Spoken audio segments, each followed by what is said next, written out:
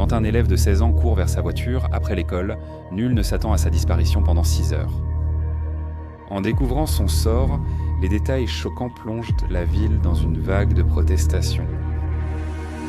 Voici le tragique récit de la mort de Kyle Plush. Pour la plupart des adolescents du lycée Seven Hills, c'était une journée ordinaire. Les activités extrascolaires débutaient et certains élèves avaient un match de tennis jusqu'au soir. Kyle Plush était impatient pour son match et de rester voir ses amis jouer. À 15 heures après l'école, Kyle alla à sa voiture pour changer de chaussures et prendre son équipement de tennis. En seconde, sa place de parking était sur le parking des élèves, relié à la boutique solidaire de l'école. L'école a organisé une collecte de fonds originale, où des vêtements et objets étaient donnés puis vendus pour financer le transport scolaire et les activités sportives. Kyle essaie monter sur le siège avant de sa Honda Odyssey de 2004. Il a posé son sac à dos sur le siège passager et s'est faufilé à l'arrière pour récupérer son équipement dans le coffre. Il est passé entre les sièges de la 2e rangée, puis a grimpé par-dessus le siège de la 3e rangée pour se pencher et attraper sa chaussure. Il ignorait que la banquette n'était pas verrouillée. La roue de secours bloquait entre les sièges de la 2e rangée, empêchant celui de la 3e de s'enclencher. À ce moment-là, il a fait face à une urgence vraiment incroyable lorsque le siège s'est retourné contre la vitre arrière. D'un geste vif, la lourde banquette plaquait son corps contre le haillon arrière. Ses bras étaient donc coincés contre la vitre, ses mains inutiles pour se libérer. Le siège de 36 kg était complètement plaqué contre sa poitrine et chaque respiration nécessitait l'utilisation de muscles rarement sollicités pour respirer normalement. Kyle était paniqué. Il pesait 53 kg pour 1,57 g avec une silhouette mince. Très jeune, il a subi une blessure à la moelle épinière, ce qui lui a laissé des difficultés physiques, limitant sa force pour se libérer. Incroyablement, le poids de son propre corps appuyait fermement le siège contre la vitre et il n'avait absolument aucun levier pour ramener le siège en position verticale. Il a utilisé ses jambes pour donner des coups de pied et frotter contre le toit, tentant de libérer un bras. Cet effort ne fonctionnait tout simplement pas. Kyle était bouleversé de voir son téléphone si proche, sans pouvoir plier les bras pour l'attraper et appeler. Mais Kyle était ingénieux. Il se souvint qu'il pourrait peut-être appeler Siri avec des commandes vocales s'il arrivait à crier assez fort pour que le téléphone reconnaisse sa voix. Il demanda à Siri d'appeler le 911. À 3h14, Kyle donna aussitôt des détails sur sa situation. Le téléphone n'était pas près de sa tête, donc il n'avait aucune idée si quelqu'un avait réellement répondu. Il parlait sans répondre aux questions de l'opérateur. Il lui donna d'abord l'essentiel. Il était coincé dans sa camionnette au lycée Seven Hills. À Cincinnati 91, quelle est l'adresse de l'urgence?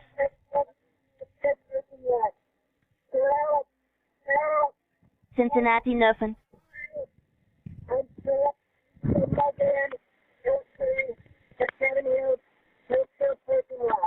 Le parking des 7 collines? Lequel? Où es-tu?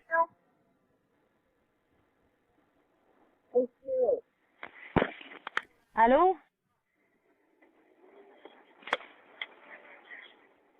Allô?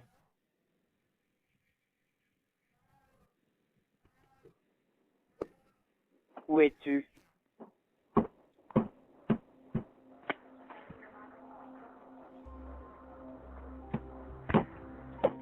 Allô? Après 3 minutes d'angoisse à parler, l'appel a été coupé.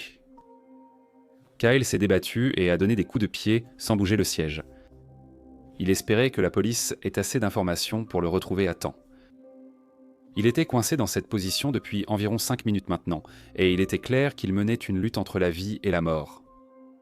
Chaque minute était atroce. Il devait concentrer toute son énergie simplement sur sa respiration, car ses poumons avaient une amplitude de mouvement très limitée. Essayez de respirer sans gonfler la poitrine. Il est clair que le faible volume d'air inspiré et expiré ne suffit pas à fournir assez d'oxygène pour survivre. Il savait qu'il risquait de mourir et aucune sirène ne venait vers lui. Il était désespéré d'obtenir de l'aide, mais malheureusement, personne ne se trouvait autour de lui sur le parking à ce moment-là. Sa camionnette était garée en marche arrière sur sa place, donc de loin. Personne n'aurait pu voir son corps appuyé contre la fenêtre. À 3h35, Kyle a pu appeler le 911 via Siri. À ce moment, plus de 20 minutes s'étaient écoulées ainsi. Il parlait en hautain, donnant chaque détail sur la marque, le modèle et la couleur de sa camionnette. Il a indiqué sa position et son état critique proche de la mort. Il a dit à l'opérateur qu'il ne tiendrait pas longtemps et de dire à sa mère qu'il l'aimait s'il mourait. Je n'ai probablement plus beaucoup de temps pour dire à ma mère que je l'aime si je meurs. Ce n'est pas une blague. Ce n'est pas une blague.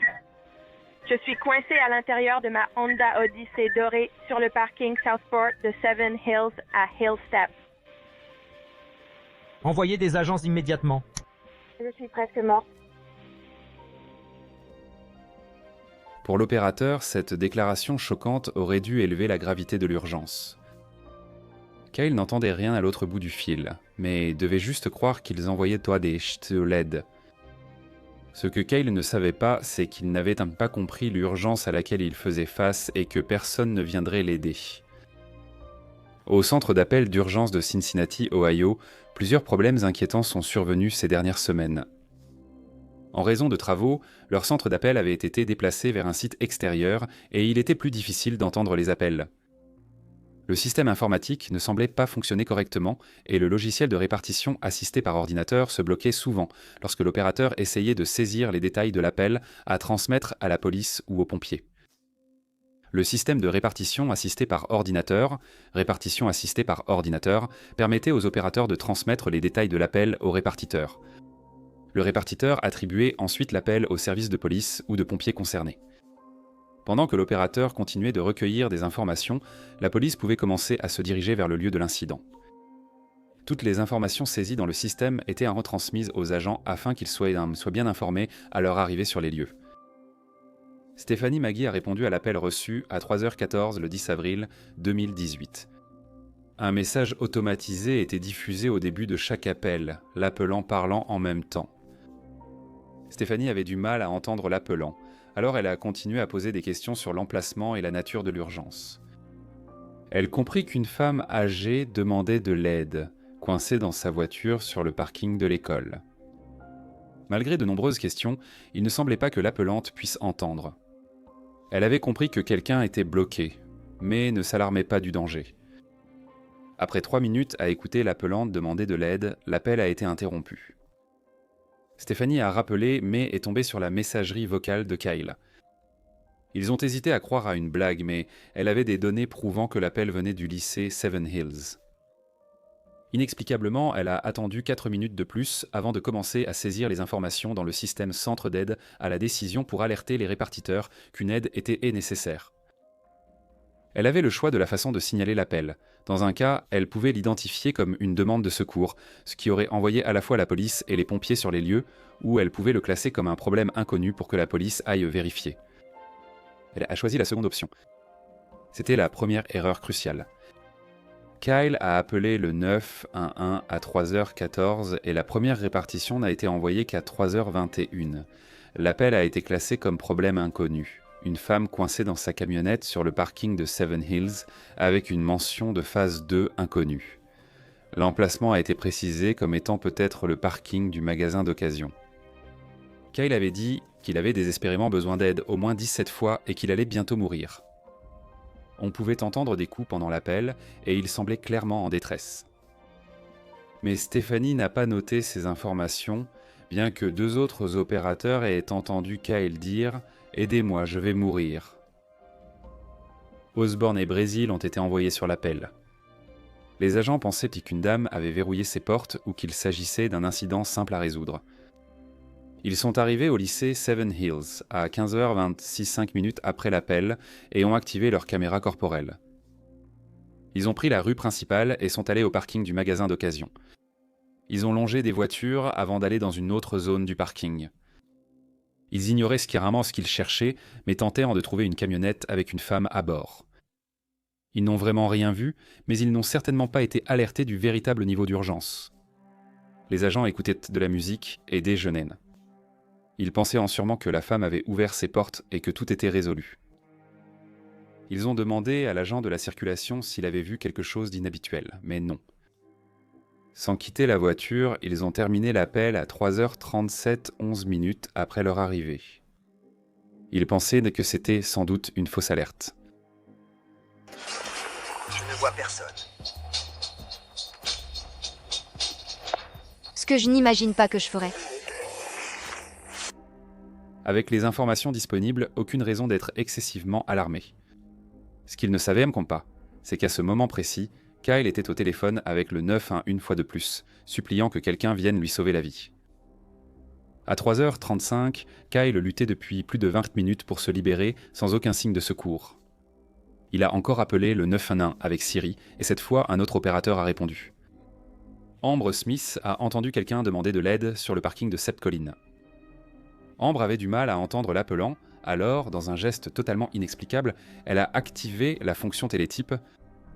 C'était une partie du système activé pour les appelants malentendants, qui permettait d'utiliser le système à touches pincées pour partager leurs informations d'urgence. Je n'entends pas. Vous dites? Attendez, je suis désolée. Je suis désolée, je suis désolée. Après activation, le volume de l'appel a baissé de 75%. Amber admet qu'elle savait que cela allait arriver. Elle a qualifié l'appel de silencieux, même si elle a clairement entendu la demande d'aide au début de l'appel. Durant les 3 minutes avec Kyle au téléphone, elle distinguait à peine les rares informations qu'il donnait. Elle a finalement raccroché, l'entendant dire « Hey Siri ». Hey Siri. Hey Siri. Hey Siri. Hey Siri. Hey Siri. Ce n'était clairement pas un appel silencieux d'une personne malentendante. Il y avait quelqu'un qui essayait d'obtenir de l'aide, et cette personne était en ligne avec elle depuis 3 minutes à supplier pour de l'aide. Que fait Ambre après avoir raccroché ? Rien. Le système de répartition assisté par ordinateur était bloqué, donc elle n'a pas pu saisir les informations directement. Si le système se bloquait, elle était censée prévenir un superviseur pour qu'il saisisse les informations manuellement. Mais elle n'a prévenu personne. Même si c'était la procédure habituelle, elle ne réécoute pas l'enregistrement crucial de l'appel de 3 minutes pour entendre ce qu'il aurait pu dire. Elle savait qu'il y avait eu un autre appel de cette personne quelques minutes auparavant, mais elle n'a pas informé le premier opérateur que la personne avait rappelé. Les opérateurs n'avaient aucune idée qu'il y avait eu un deuxième appel. Elle n'a tout simplement rien fait. À ce moment précis, les agents quittèrent le parking de l'école, clôturant l'appel. Kyle faiblissait mais tentait encore désespérément d'obtenir de l'aide. Durant 5 minutes, il a tenté en vain d'appeler sa famille avec Siri. À 3,4, le shérif adjoint, chargé de la circulation, a été surpris par la mention phase 2 dans l'appel. Il a appelé la répartition pour demander ce que signifiait la phase 2. Ils lui ont expliqué que ce code signalait la détection d'informations de localisation précises par le système de positionnement global. Cela signifiait que des coordonnées système de positionnement global étaient disponibles pour marquer l'emplacement de l'appelant et que c'était assez précis.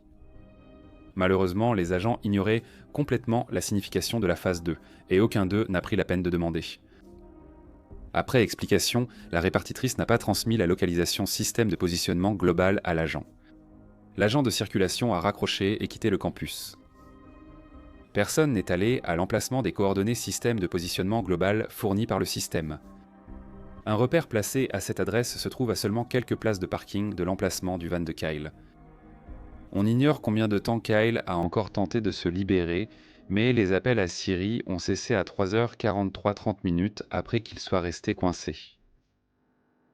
Les parents de Kyle s'inquiétaient car il n'était pas rentré après 19h. Sa mère Jill a appelé et vérifié Live 360. Son téléphone était clairement dans sa voiture, à l'école, sûrement dans son sac à dos. Elle a appelé un ami qui lui a dit de ne pas s'inquiéter car les enfants aiment regarder les matchs des autres. Après encore 1 heure environ, le père de Kyle, Ron, a décidé d'aller à l'école pour s'assurer que tout allait bien. Il a vu le van de Kyle garé à sa place sur le parking des élèves dans 2 secondes. Tout le monde était déjà parti, il était presque 9 heures du soir. Il a aussitôt ressenti de l'angoisse, craignant que Kyle ait été enlevé, puisque sa voiture et son téléphone étaient toujours là. Il a regardé à l'avant et a vu la raquette de tennis et le sac à dos de Kyle. En tournant la tête, il a vu l'horreur inimaginable pour tout parent. Avec l'aide d'un employé, ils ont sorti Kyle et tenté une réanimation. Tragiquement, il était déjà parti. Après avoir reçu un appel au secours au 911 à 9 heures du soir, les 3 appels liés ont été regroupés pour donner une image claire de ce qui s'était passé. Le second appel de Kyle contenait toutes les informations pour lui sauver la vie. Si Amber Smith avait réécouté cet appel, elle aurait entendu ses supplications et compris qu'il mourait. Il a précisé être coincé dans sa Honda Odyssey dorée sur le parking de l'école. À la suite de la mort de Kyle, des enquêtes ont été menées par la ville. Ils ont conclu qu'aucune faute n'avait été commise par les agents ou opérateurs du centre d'appel. Cela semblait être un résultat irréel. La ville de Cincinnati était indignée. Il était évident qu'il y avait des choses à faire pour améliorer ce système. On admettait depuis longtemps des problèmes évidents dans la gestion du centre d'appel d'urgence. La famille de Kyle a poursuivi la ville et obtenu un règlement de 6 millions de dollars. Plus important encore, ils se sont battus pour que des changements soient apportés dans la manière dont les appels sont dispatchés, dans les règles et exigences de formation, ainsi que pour l'installation d'un système de cartographie système de positionnement global automatique dans les voitures des agents, afin d'aider à localiser la source des appels.